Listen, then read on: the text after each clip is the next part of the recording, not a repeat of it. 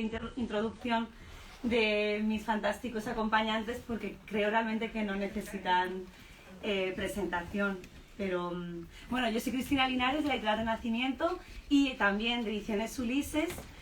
Si queréis ahora os explico brevemente el caos de que Renacimiento publique la colección Biblioteca de Elena Fortún, y la guía de Celia, la guía del Madrid de la Revolución ha salido también en nuestro sello madrileño, que es Ediciones Ulises.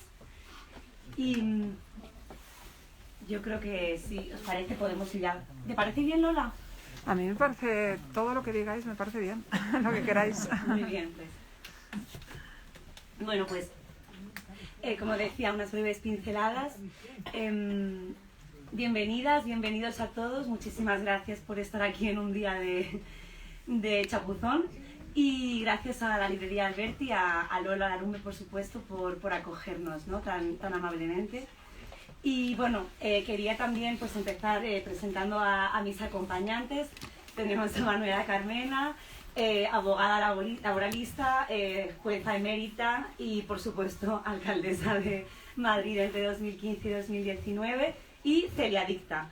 Tuvimos la suerte de que nos acompañara ya anteriormente en la presentación de Celia la Revolución, y de nuevo pues volver a tenerte con nosotros es un inmenso honor y placer, así que gracias por acompañarnos. En segundo lugar tenemos a la autora del libro, que es María Jesús Fraga. María Jesús Fraga es catedrática en Filología Hispánica y yo creo que es la mayor especialista en Celia y en Elena Fortún. Es la directora de la colección Biblioteca de Elena Fortún, que publicamos en la Editorial Renacimiento. Ya llevamos publicados más de 20 títulos en la colección. Y bueno, pues brevemente explico que esta obra, al ser obra de María Jesús Fraga, realmente, pues bueno, no quisimos romper un poco, ¿no?, la colección Biblioteca de Elena Fortún, donde las obras son todas de autoría de Elena, y estuvo la posibilidad de sacarlo en este sello editorial que tenemos en Madrid, que llevamos también sacando publicaciones desde 2014, que es un sello, igual que lo es Espuela de Plata, del Grupo Renacimiento, pues también está el sello Ediciones Ulises. Y la idea es seguir publicando alguna otra obra más, también de mapas de Madrid, de otras autoras imprescindibles de la generación del 27 y la Edad de Plata en general, ¿no? Y por último tenemos también a Juan Millares, que es catedrático en arquitectura, ¿no? No. Me lo he inventado. Arquitecto, perdón. Y también, bueno, ha sido profesor también de audiovisuales en la Facultad de Bellas Artes de la Complutense, diseñador gráfico y tal, y quien ha hecho las maravillosas ilustraciones que tiene nuestra obra que hoy presentamos, que es la guía del Madrid de Celia la Revolución. Sin más dilación, pasamos la palabra a María. ¿Quieres empezar tú, María Jesús? Sí. Venga, pues muchas gracias. Que decía mi hija. Te tienes que acercar el micro. Sí, sí, sí. No, me decía mi hija, empieza tú, así. Ya luego los ves mucho más tranquilos. ¿No? Creo, ¿eh? Sí, sí, ¿no? Pues nada. Más cerca. Más cerca todavía. Sí. Queridos amigos, hace 9 años tuve el honor de presentar aquí en esta librería mi primer libro. Y fue un día especialmente feliz para mí. Y hoy que presento este, que es el segundo, espero que no lo sea menos. Pero tengo que decir que faltan 3 personas, 3 amigos muy queridos que me acompañaron en aquella ocasión y que hoy no están ya con nosotros. Entonces quería tener un recuerdo para ellos, para José Díaz Espada, para Eduardo Rodríguez Merchán y para Jaime Rodríguez. Pero bueno, ahora es el momento de pasar el momento gracias, ¿no? De pasar a agradecer en primer lugar a Juan por su ayuda cómplice en sacar adelante esta guía, por su labor de mapeo, no sé si se verá ahí, pero bueno, él ahí con los mapas, uno corto, uno largo, por sus magníficas ilustraciones, bueno, por el trabajo cómplice, ya digo. El micro, no se escucha, es que te lo tienes que acercar. perdón, ahí. Sí. Te lo sujeto, ¿vale? No, no. Es que como gesticulo tanto. Claro.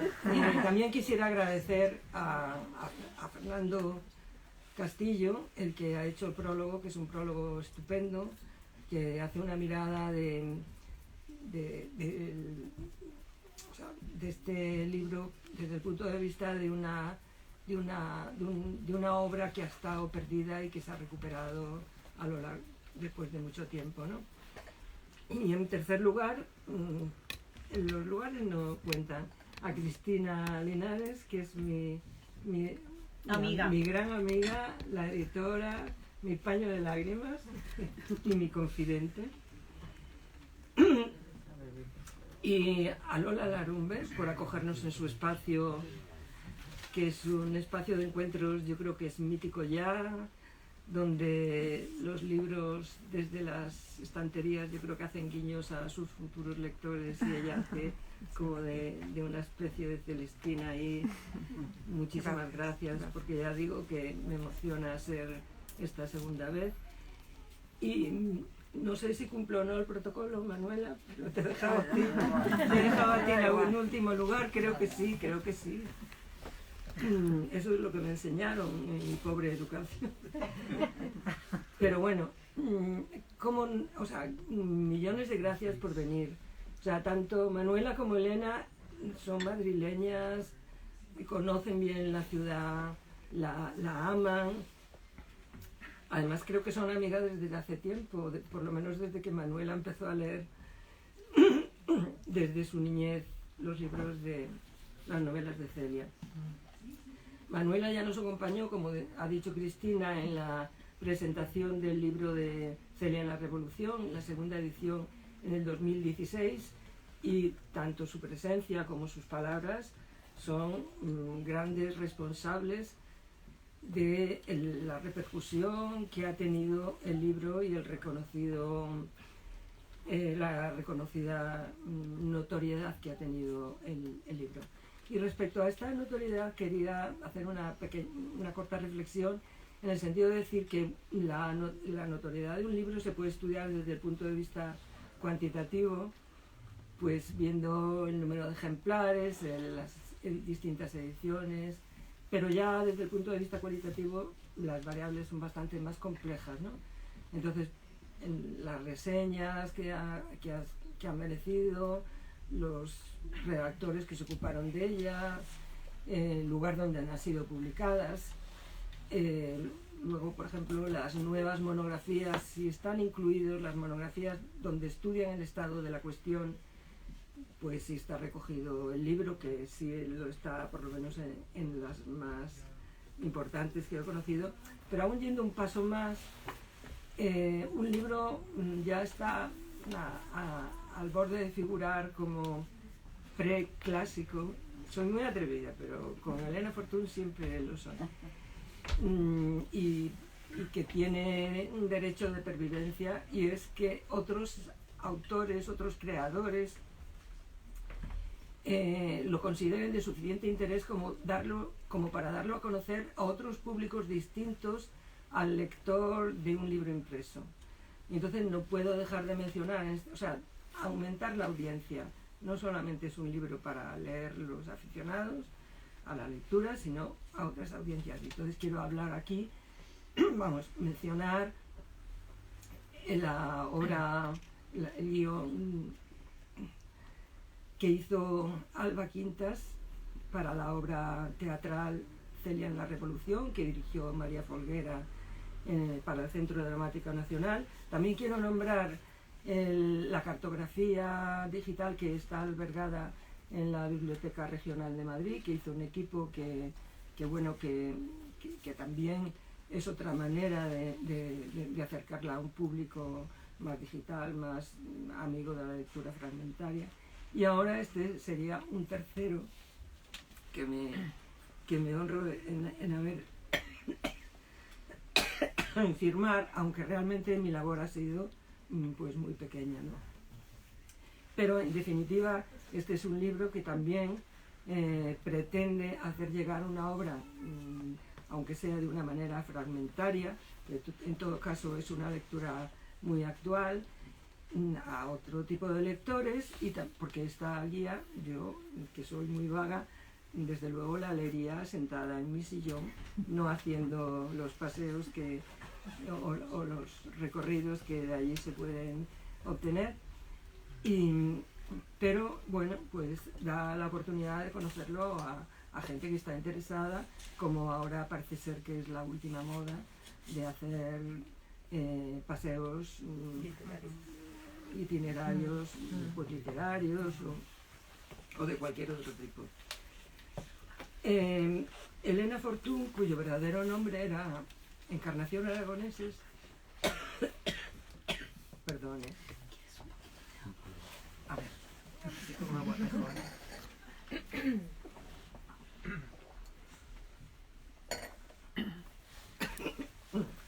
Hago mal porque yo, perdonad que meta estas cuñas, pero mi otra hija, que es cirujana, decía que siempre le decía al jefe: a las operaciones hay que venir comida, bebida y ya os imagináis que otra cosa. Entonces yo tenía que haber venido tosida. Y no lo he hecho, entonces claro, eso es lo que pasa, que no le hago caso a las recomendaciones de los experimentados.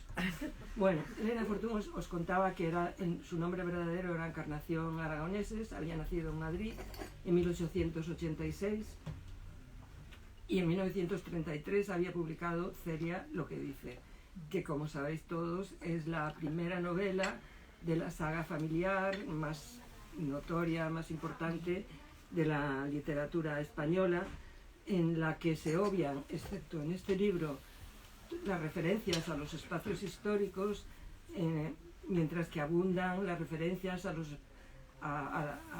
datos, vamos, a las apreciaciones geográficas, sociales y culturales. O sea, es un libro muy apegado a la tierra, concretamente a Madrid, que es donde se desarrolla la primera de las novelas, muy apegado a sus usos y costumbres y como digo, aunque luego también, por supuesto, existirán otros escenarios.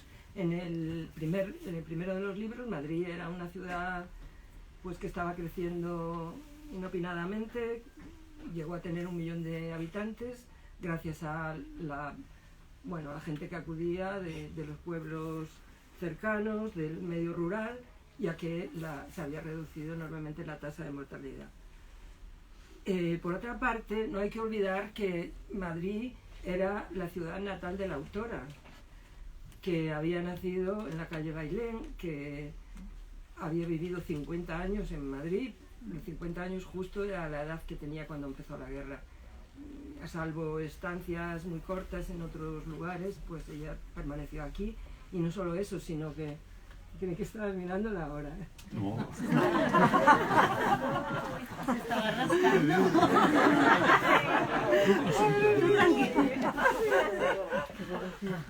Bueno,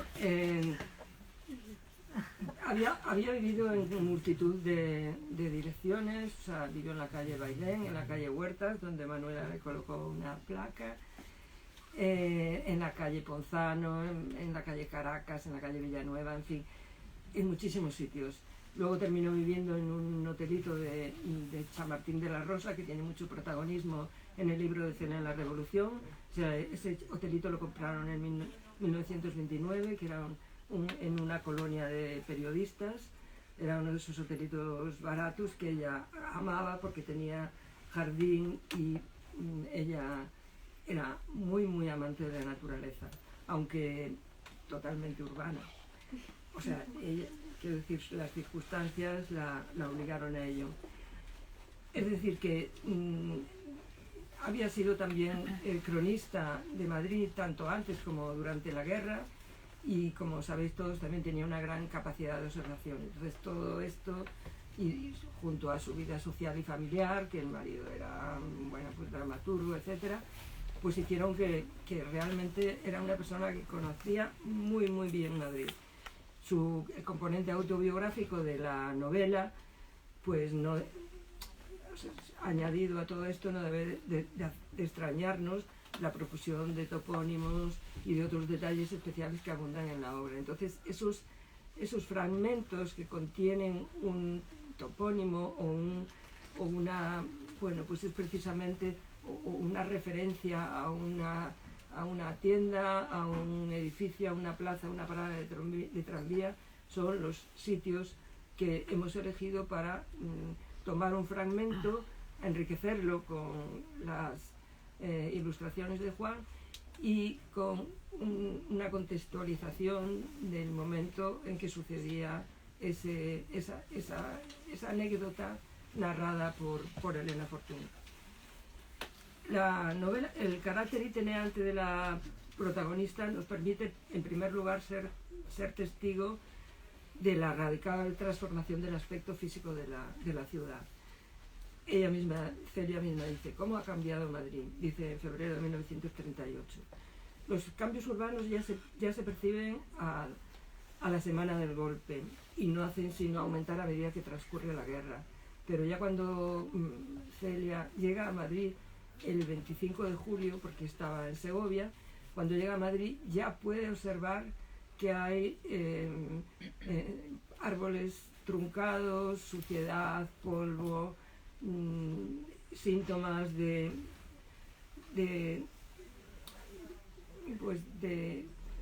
falta de limpieza. Luego, bueno, para qué os voy a contar con lo que estamos viendo todos los días en la televisión. Cuando empiezan los bombardeos, pues ya es totalmente ruinas, escombros, hacen transformar totalmente la ciudad.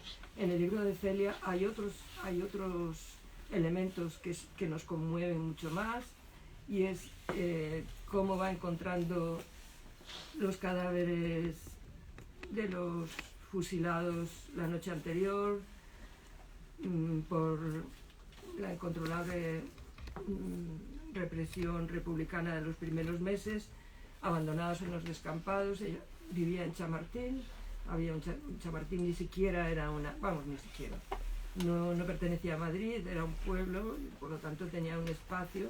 También alrededor del albergue había un espacio, y luego, sobre todo, cuando recorre el camino desde la Plaza Mayor hasta el hotel, hasta el hospital militar, en las orillas del río, también, de manera que se podría hacer un mapa de cadáveres encontrados, y por desgracia de cadáveres de muchos de ellos de mujeres, que es un detalle que sorprendente, porque no parece en la bibliografía que sean tantas. Si nos centramos en el libro de Elena Fortún, fueron fusiladas también bastante mujeres, ¿no? Queda, aparte de los cadáveres, pues los jardines arrasados, la proliferación de carteles, las tiendas con el cierre medio echado, las estanterías vacías, la falta de iluminación nocturna, contribuye todavía con mayor fuerza a la presentación de un Madrid reconocible. Por eso los dibujos de Juan son tan importantes, sí, porque recogen la realidad en ese momento, no recogen ahora por otros, o sea, en otros, sin ellos se verían pues a lo mejor una parada de tranvía, pero sin todos estos aditamentos o todos estos detalles que hacen un Madrid mucho más real viéndolo en estas ilustraciones. Bueno, y ya no quiero alargarme mucho más. Para ir terminando, os diré que los madrileños, lejos de encerrarse en sus viviendas para evitar, por miedo a los bombardeos o por guarecerse de los rigurosos inviernos, se movieron alrededor de la ciudad continuamente, tanto fuera individual como colectivamente, ¿no?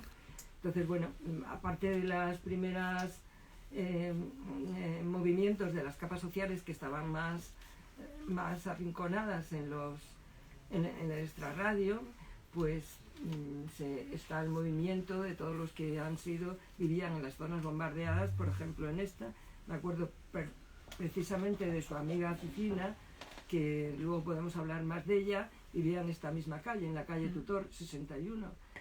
y Ahí. ahí, Este es el 57, o sea, pues que en la es calle por ahí, Tutor en la esquina, 61. enfrente de la cárcel.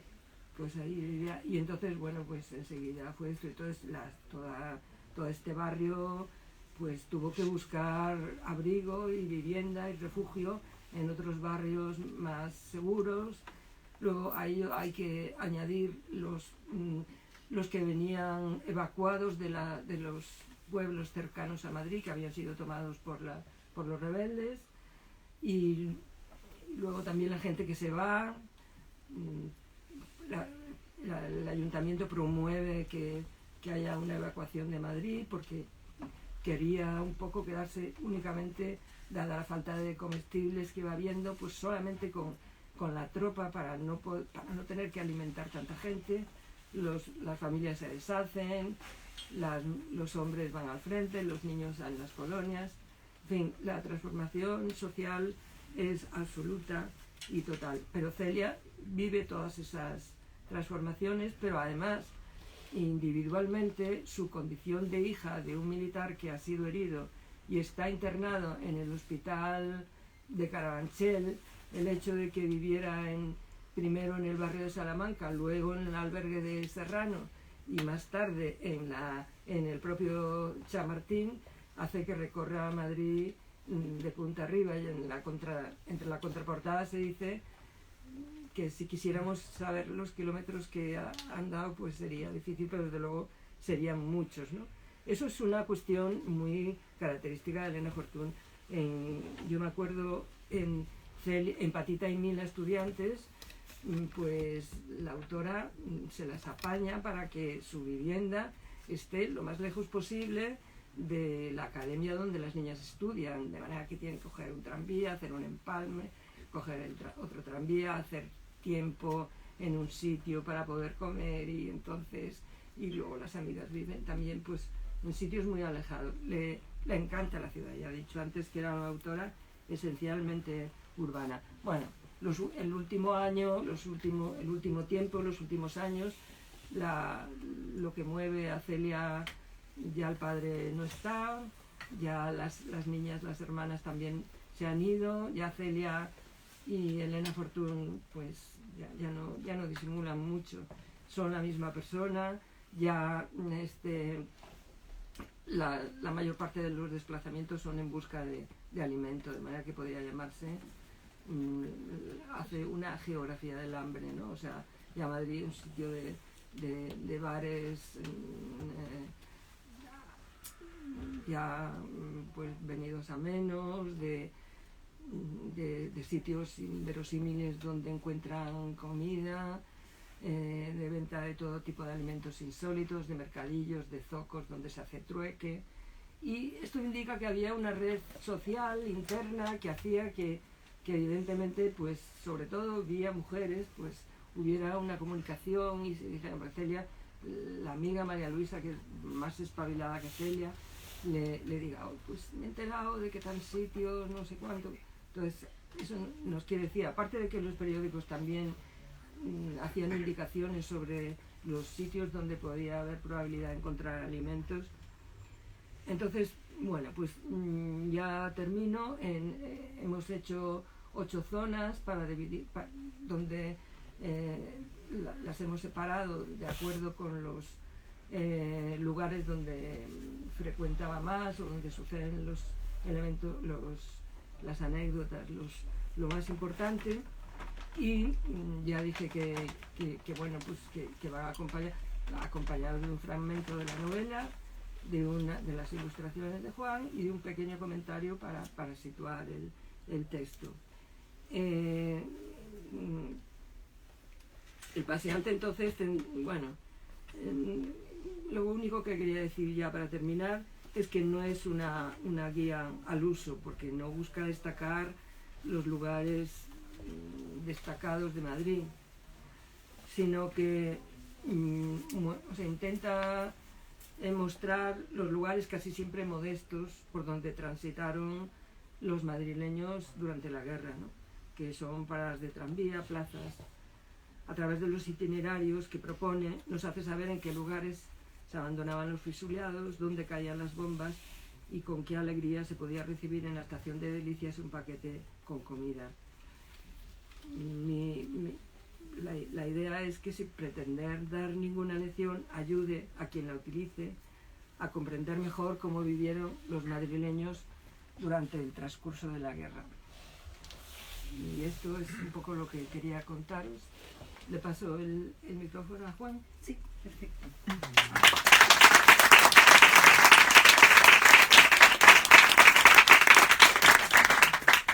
Hola, buenas tardes. Bueno, yo también quiero agradecer a mi queridísima amiga María Jesús este regalo fantástico que me hizo el día que me llamó para proponerme participar en este trabajo que, bueno, ahora lo comentaré un poco con más detalle. Bueno, a Cristina también por haber editado este libro, a la mítica ya alcaldesa de Madrid, Manuela Carmena, me honra muchísimo compartir mesa con ella, y a Lola, por supuesto, por estar por primera vez a este otro lado de la mesa en este también mítico lugar. Cuando María Jesús me propuso colaborar con ella en un trabajo previo que hicimos a este libro, se trataba de que la ayudara a manejar la cartografía de Madrid para localizar los puntos principales que ella veía que eran importantes en la novela de Celia, para poder un poco, digamos, hacer un recorrido por el Madrid de la época y sobre todo a través de las vicisitudes de Celia en plena guerra civil, ¿no? Sobre todo a principios de la guerra civil y al final.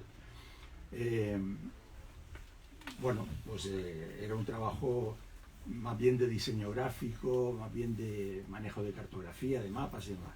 Encontré ese maravilloso mapa que hay en la contraportada, que luego vi que era un mapa utilizado por el general Miaja en la defensa de Madrid, es un mapa del Ayuntamiento de Madrid.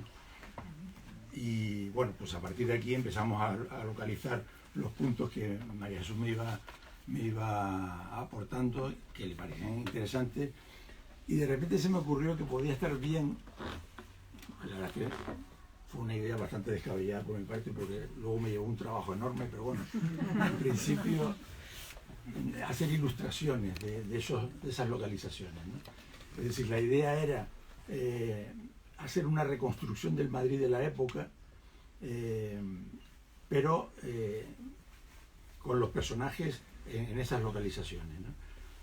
Claro, es un tipo de ilustración muy diferente a ilustrar una novela, ¿no?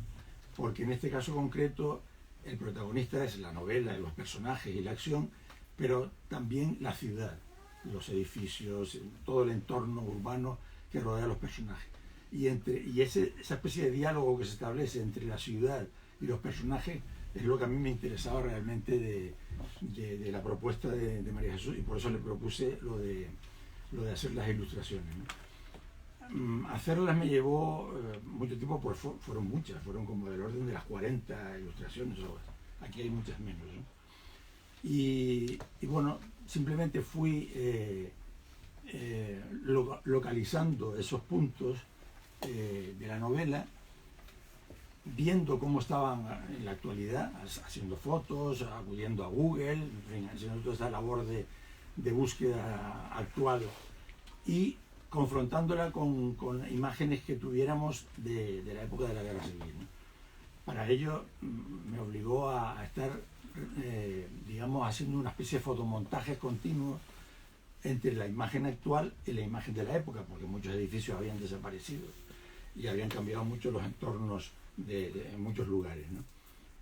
Algunas ilustraciones me costaron un trabajo enorme, sobre todo las primeras. Me acuerdo concretamente la cuesta de Vicente, la cuesta San Vicente, frente al Palacio Real, porque ahora está totalmente cambiado con el paso elevado. Bueno, buscar las perspectivas de la época era realmente complicado, ¿no?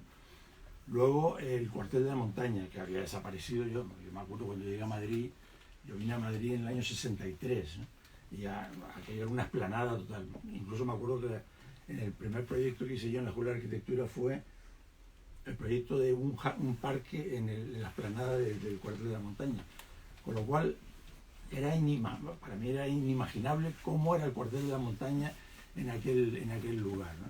Bueno, pues a través de fotos, tanto de la época, no de la época, sino mucho antes, bueno, pues pude reconstruir un poco el cuartel de la montaña con sus correspondientes agujeros en la fachada, después del primer ataque que hicieron las fuerzas republicanas, pero además todo esto se complicaba porque, por ejemplo, era en verano, era en julio, agosto, y en aquel momento pues los árboles que rodeaban tanto la Plaza España como el cuartel de la montaña estaban en plenitud de su frondosidad, y por tanto debería ver poco el cuartel de la montaña. Bueno, pues tuve que quitar mucho árbol del medio para que pudiéramos ver, en fin, pues ese tipo de problemas que fue muy divertido y fue muy apasionante, ¿no? Porque claro, ilustrar una novela siempre tiene un grado de... Hay muchos detractores de ilustrar novelas porque parece que coartan la imaginación del lector, ¿no? Parece que impiden que el lector imagine, pero sin embargo yo creo que tiene bueno, si las ilustraciones son buenas, claro, si no, no. Pero cuando son buenas las ilustraciones expanden un poco la imaginación del espectador.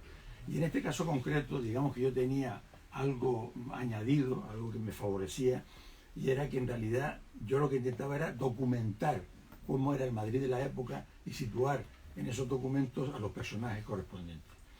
En ese sentido, el tipo de ilustración al que llegué se aparta bastante de las ilustraciones tradicionales de Celia, ¿no? Que hay unas excelentes, hay muchos ilustradores de Celia, muchísimos, pero esto se aparta bastante porque yo, y sobre todo porque el tipo de trabajo era muy distinto. Yo no estaba ilustrando la novela, sino estaba ilustrando una especie de prolongación de la novela, ¿no?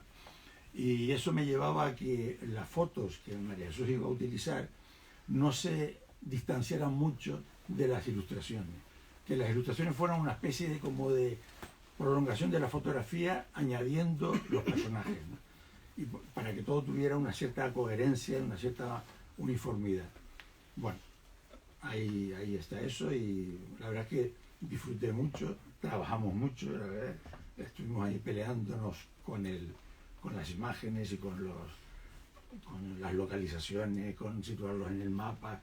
La verdad que fue un trabajo precioso, muy bonito, y yo me alegro muchísimo de haber colaborado en él, y que sobre todo que María Jesús me haya invitado. Así que gracias.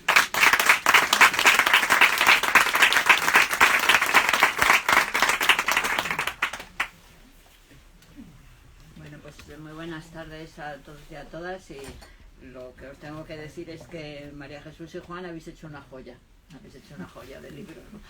Yo me lo he leído con un placer inmenso y se lo recomiendo a todo el mundo, y desde luego voy a comprar varios para regalar porque me parece que es una joya, ¿no?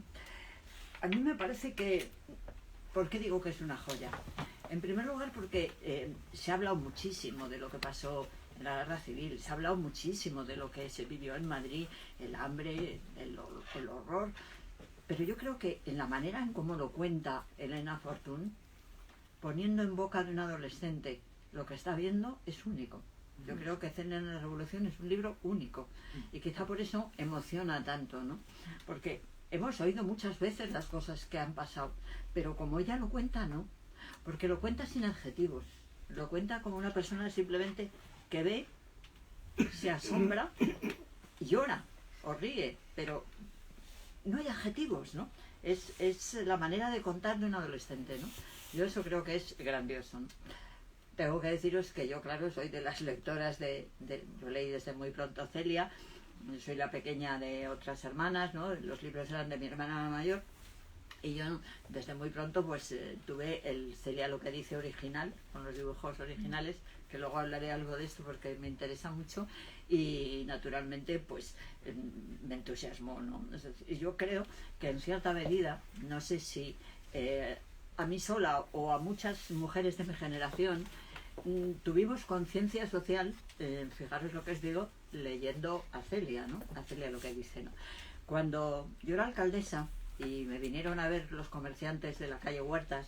Ellos tenían una asociación y hacían muchas cosas.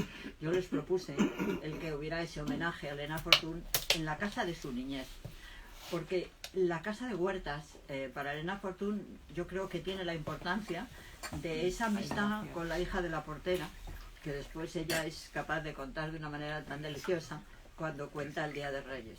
El Día de Reyes, del libro de Celia lo que dice, yo creo que es, a todos los que lo leímos siendo niñas, no sé, 7, 8 años, 6, se nos quedó algo grabado que después nosotros preguntamos a nuestra familia y preguntamos a nuestro mundo, ¿no? ¿Por qué a los niños pobres no les traían regalos, no? Celia se enfada mucho con Baltasar y le dice: Baltasar, ¿pero por qué? Se te ha olvidado traer regalos a la hija de la portera, se te ha olvidado traer regalos a Solita, ¿no? Es una escena absolutamente preciosa. Y yo recuerdo muy bien cuando en mi colegio de monjas, pues nosotros preguntábamos eso, cuando las monjas nos decían: tenéis que decir a vuestros padres que traigan regalos, que se los vamos a llevar a los niños pobres. Y yo nunca olvidaré que, claro, ante la sorpresa que nos preocupábamos, que nos llevaba a cabo, es decir, ¿por qué a los niños pobres los Reyes Magos? Pues me acuerdo perfectamente de una profesora, que yo fui a un colegio que era bastante francés, no del todo, pero bastante francés, y a las monjas las llamamos Madame Saint-Esperance, y Madame Saint-Esperance nos dijo: bueno, vamos a ver, voy a explicarles a todos ustedes por qué los Reyes Magos no pueden llevar los regalos a los niños pobres. Vamos a ver. ¿Cómo van a ir ellos con sus capas de terciopelo y sus capas de armiño por esos sitios donde hay tanto barro y donde hay tanto soldado? Pues yo creo que es absolutamente literal. Y quiero deciros con eso que yo creo que ella hizo, por esa maravilla que tenía de saber reflejar lo que los niños dicen cuando los niños se sorprenden, y nos expresan esa maravilla de la sorpresa de los niños, ¿no? Yo he contado ya muchísimas ocasiones lo que yo he disfrutado en el ayuntamiento cuando hacíamos los plenos con los niños y los niños nos decían cosas tan interesantes como por qué los políticos mienten o cosas de este tipo. Y es verdad, es que los niños hacen unas preguntas únicas. Yo creo que Elena Fortún lo supo de una manera especial recogerlas, escribirlas y regárnoslas, ¿no? Por eso les digo que el libro es una joya, esa visión de la guerra civil contada de un adolescente, ¿no? A mí únicamente, fíjate, te lo digo, María Jesús, me preocupa, porque yo naturalmente, bueno, para mí me gustó siempre tantísimo Celia y me interesó mucho Elena Fortún y todas estas cosas, que intenté que mis hijos la leyeran y que mis nietos la leyeran, y un fracaso total, porque no les gustó nada, no les hacía ninguna gracia. Yo les contaba, les leía y puse las películas aquellas que hicieron y no les parecía, es que claro, era otra cosa de otro mundo, ¿no? Entonces lo único que me preocupa, porque yo decía, estos días que estamos viendo como una ciudad como todas las ciudades ucranianas, pero muy especialmente como pues Mariupol y Kiev y todas estas ciudades se están cayendo, ¿no? En ese momento, cuando Celia explica cómo se derrumba Madrid, y yo digo, joder, si la gente joven leyera esto, y tengo dudas de que el, digamos, casticismo o, digamos, reproducción mimética del lenguaje de entonces no aleje ahora a los chicos y chicas jóvenes. Tengo dudas, no lo sé. Es un clásico, pero muchas veces los diálogos de los clásicos, creo, cuando están tan vinculados al costumbrismo, a veces pueden distanciar, ¿no? Yo me encantaría releerles ahora, pero no es la cuestión, ¿no? Pero hay un episodio muy bonito del libro de Celia en la Revolución que vosotros recogéis, cuando ella coge el tranvía para ir a ver a su padre, que está en el hospital militar en Carabanchel. Entonces, al pasar el río, ella ve como todo el mundo mira hacia el río, y entonces ella, claro, sabe que todo el mundo está mirando los cadáveres de todas las personas que han fusilado y tal, y ella dice, bueno, los llaman los besugos, ¿no? Entonces lo dice con una naturalidad tremenda, lo que entre otras cosas explica además el error, la situación de encanamiento que había entre unos y otros en aquella sociedad terrible de la guerra civil, ¿no? Eran los besugos. Yo pienso que eran los besugos porque tenían los ojos abiertos, ¿no? Entonces, quiero decir con eso que a mí me encantaría que la gente joven lo leyera, y no sé si ahora mismo se van a sentir distanciados o no, pero ahora que están tan de moda, de nuevo está tan de moda la radio y hay, tantos instrumentos que permiten mantener la voz, me encantaría que fuera audiolibro Celia la Revolución es audiolibro, tenemos que hacer el de la guía. Bueno, pues con la guía y que se oiga mucho, ¿no? Porque es muy bonito. Y luego, las ilustraciones son maravillosas, Juan, son preciosísimas. Y yo siempre creo que también Elena Fortún se apoyó mucho en las ilustraciones, porque todos los libros de Elena Fortún tienen unas ilustraciones magníficas que fueron evolucionando según los tiempos, ¿no? Y yo no quiero ya más decirle a María Jesús y a todas las personas que soy investigadores que yo tengo mucho interés en saber qué pasó con el primer dibujante, que creo que es Molina Gallén, porque realmente para mí es el mejor. Es decir, yo creo que los dibujos de Celia, lo que dice, y de Celia en el colegio son únicos. Yo tengo que reconocer que yo aprendí a dibujar con esos dibujos, y mis muñecas se parecen mucho a Celia, y mis leones, todos son un poco porque aprendí aquello, ¿no? Pues te vamos a encargar las ilustraciones de No, entonces lo que digo, Molina y Gallén, ¿qué pasó con ese hombre? No, a mí me ha interesado tanto que fijaros que hasta un amigo mío, un juez que ya estaba en el registro civil de Valencia, le dijo, oye, mira a ver, se exiló, murió, le mataron, ¿qué pasó? Solamente sé que era un cartelista importante, que le dieron premios, pero ¿cómo es posible que una persona que hizo cosas tan bellas no sepamos nada de él? Bueno, muchísimas gracias, porque habéis hecho una joya, es toda una preciosidad, y de verdad, bueno, a disfrutar el libro. Muchas gracias a todos.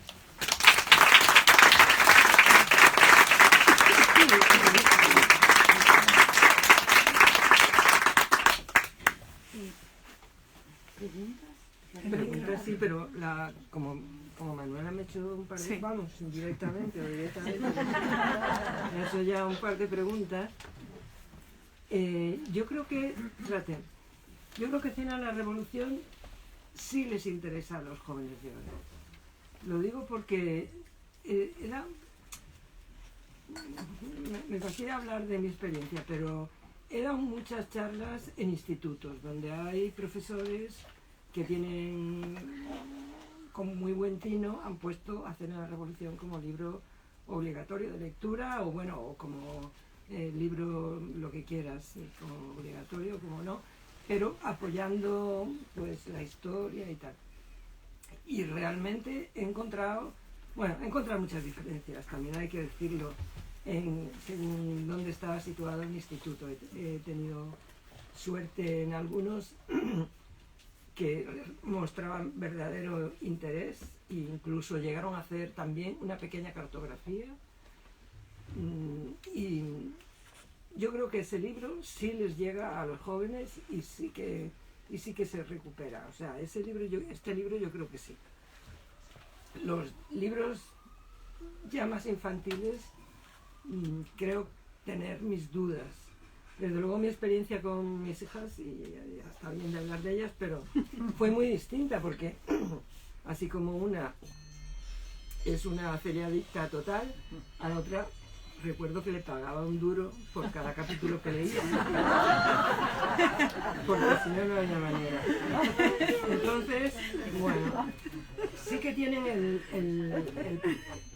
la cuestión del casticismo y entonces yo creo que ahí viene la gran duda de cómo tratar los libros de Celia.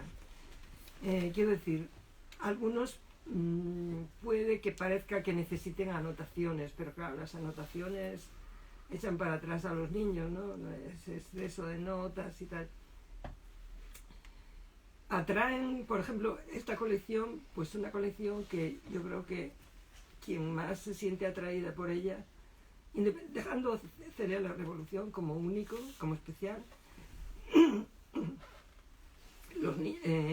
atraen más a personas adultas y los atraen más por cómo están tratados también, porque son libros de un diseño adulto, porque están muy contextualizados.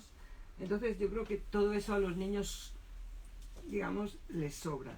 Los niños necesitarían a lo mejor para que una edición de Celia, lo que dice por ejemplo Celia en el colegio, tuviera ahora éxito, pues a lo mejor necesitaría ser pues en otro diseño grande, con no sé lo que piensas tú, María Victoria, con otra facilidad de lectura, o sea, un libro que se habla ampliamente, que tenga ilustraciones, etcétera.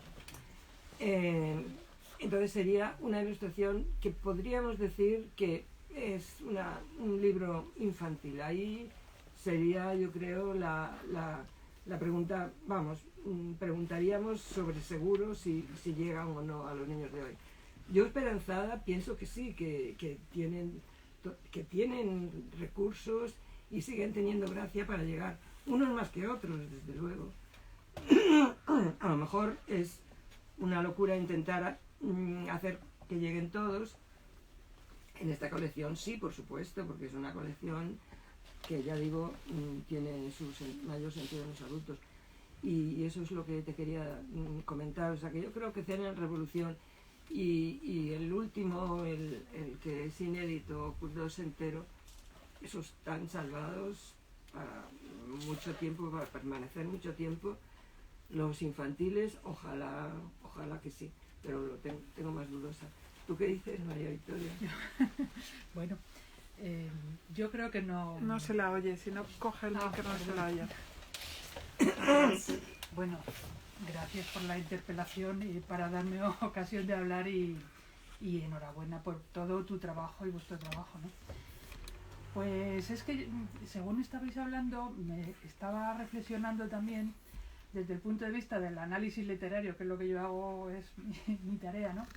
Lo importantísimo que es el espacio en las novelas, en las ficciones, porque siempre hablamos de los personajes, de la historia y de todo esto, pero o incluso de la construcción temporal y todo, pero es que los lugares son parte tan sustancial que dan sentido. Las personas son y hacen en función del contexto físico, ¿no?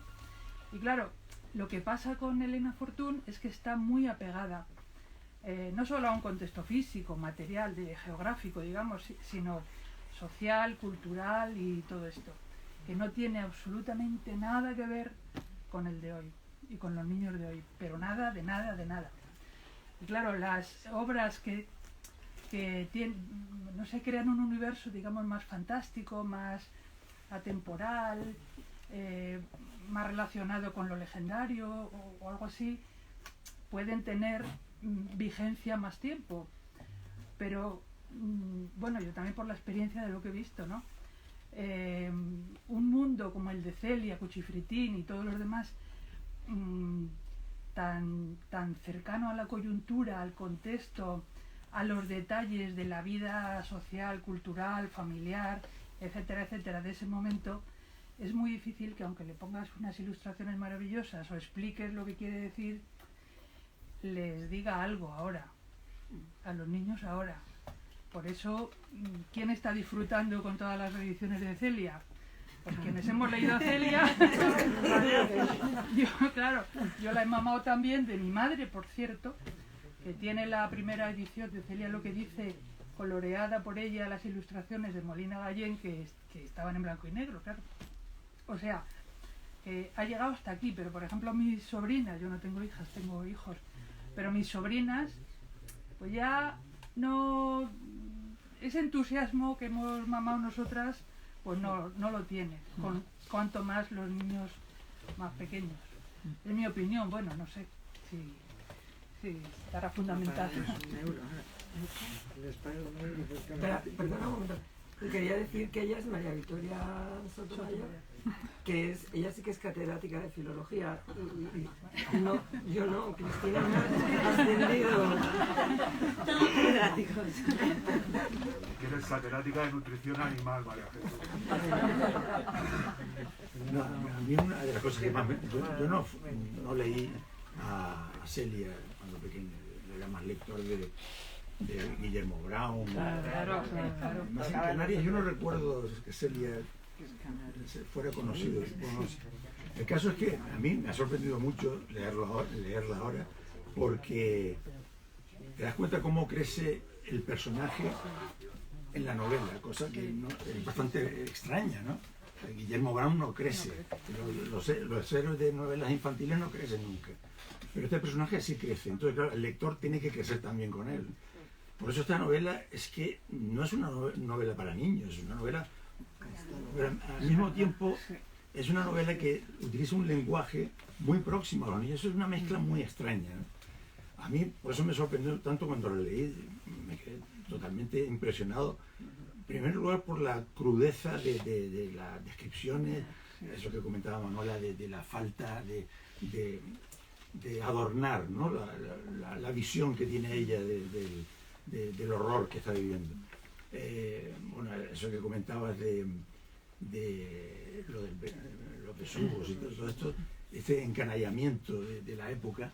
El otro día estaba leyendo una columna que sacó Javier Cercas en El País, que hablaba exactamente de esto, ¿no? Como, hablando de Simone Weil, como ella recuerda que en aquella época los milicianos hablaban de las atrocidades que hacían con una especie de alegría y de desenfado y de frivolidad que eran realmente escalofriantes, ¿no? Y efectivamente es el hecho de la guerra en sí, quién desencadena la guerra, el que provoca ese encanallamiento de toda la sociedad, ¿no? Tanto para los buenos como para los malos, ¿no? Y eso me parece que en la novela se refleja con mucha rotundidad, ¿no? Y luego lo que decía Manuela de esto, ¿cómo se llama? Molina Gallén. No es el primero, me parece. El primero es Regidor. No, Regidor no tampoco. El primer libro es Molina Gallén. No, pero sí, pero las publicaciones que habían en ABC eran de Regidor. No, eran Molina Gallén. Yo digo el libro. El libro. El primer libro es de Molina Gallén, yo creo. Sí, además son una belleza increíble. Son muy art déco, ¿no? Muy, esa cosa muy geométrica, muy, que la reprodujo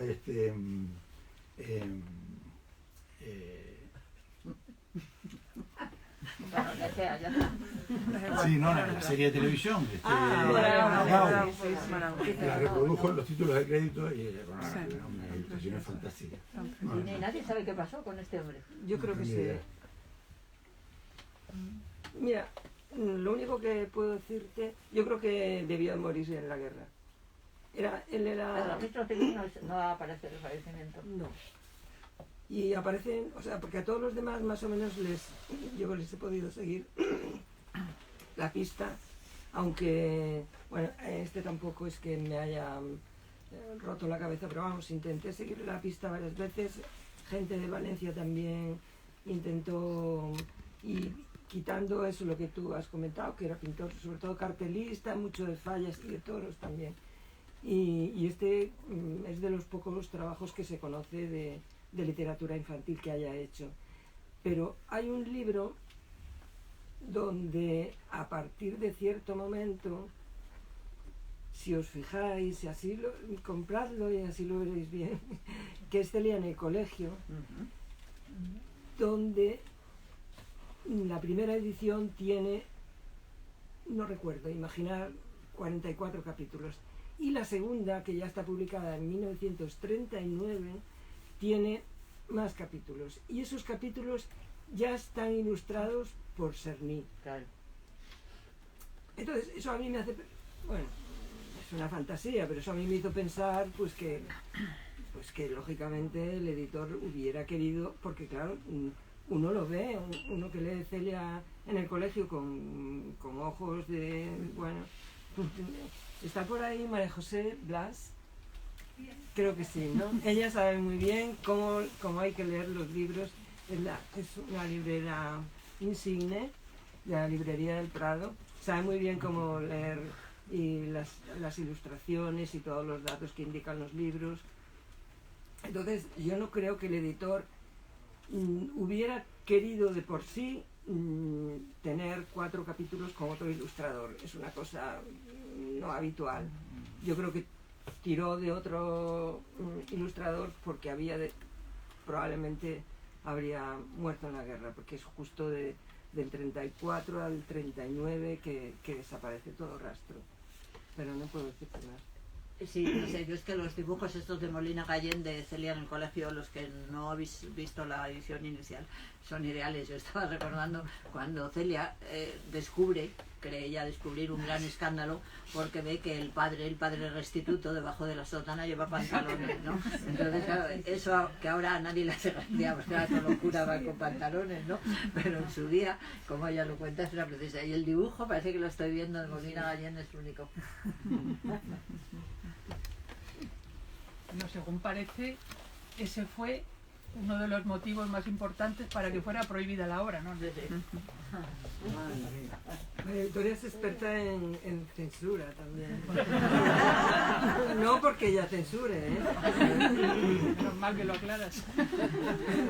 Pero es experta, en censura. Bueno, déjame. Ha estudiado un montón los libros de, por ejemplo, la censura en los libros de Elena Fortún, pero también ha estudiado mucho la lectura infantil en el exilio, que es una parte de la literatura española que tenemos muy poco conocida. Entonces ella tiene el mérito, y Cristina Hemos publicado en la Biblioteca del Exilio.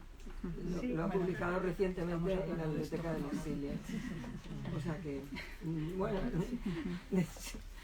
hija, no haberte colocado en la primera fila. Yo quería... Se ha llegado a tiempo. Bueno, yo quería agradeceros muchísimo esta presentación de la guía del Madrid de Celia en la Revolución, María Jesús Fraga. Muchísimas gracias, porque es verdad que se han cumplido 9 años de esa primera publicación tuya alrededor de la figura de Elena Fortún, y pensaba que en estos 9 años cómo ha crecido, gracias a la labor también que ha hecho la Editorial Renacimiento, Cristina Linares, Abelardo Linares, en la publicación de Oculto Sendero. En fin, Elena Fortún es una escritora. Puede ser que los libros para niños a los nuevos niños les resulten un poco lejanos por el léxico, por la forma, pero yo creo que la figura literaria de Elena Fortún ha crecido muchísimo, y ha crecido gracias en parte a las investigaciones y a las investigadoras como María Jesús, que han hecho su trabajo durante todo este tiempo, ¿no? Y decir que una de las cosas que a mí me impresionó cuando leí Celia en la Revolución es que yo había escuchado a mi padre, que era un niño de la guerra, contar muchas batallitas de ese Madrid asediado, las bombas, el hambre, etcétera, etcétera, ¿no? Y cuando leí Celia en la Revolución pensé justamente todas aquellas historias que él me contó, ¿no? De cómo le mandaban la comida desde un pueblo de Guadalajara, que era la retaguardia, y les podían mandar comida, y cómo se las robaban, cómo se las quitaban, y todo ese mapeo por la Gran Vía, por el barrio de Argüelles, ¿no? Hay muchos testimonios de niños y adolescentes por ejemplo, pues el diario de Ana Frank, ¿no? Es una niña que está mirando a su alrededor en un tiempo de guerra, y yo creo que desde luego Celia es una mirada infantil sobre la guerra terrible, que es universal, completamente universal. Ahora en Ucrania habrá tantos niños que estén dibujando los aviones, que estén dibujando las bombas caer sobre su ciudad, ¿no? Entonces me parece que este trabajo de este mapeo, de esa memoria, es fundamental, ¿no? Y más que en una ciudad, y aquí tenemos la suerte de tener a nuestra querida alcaldesa, Manuela Carmena, en una ciudad que ha borrado tantos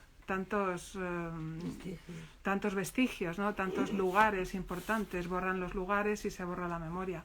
Entonces, que haya esta reconstrucción con los dibujos de Juan Millares, con ese mapeo, con ese mapa fantástico que han reproducido también en el libro, pues creo que es una gran suerte, es una gran oportunidad de poder recuperar esa memoria, ese recuerdo que es fundamental para no volver a reproducir, ¿no? Todo aquello. Yo quería daros las gracias a los 4 aquí. Ha sido una presentación magnífica, a todos los que han venido, que ha venido muchísima gente a la librería Alberti, y un gran aplauso, por supuesto.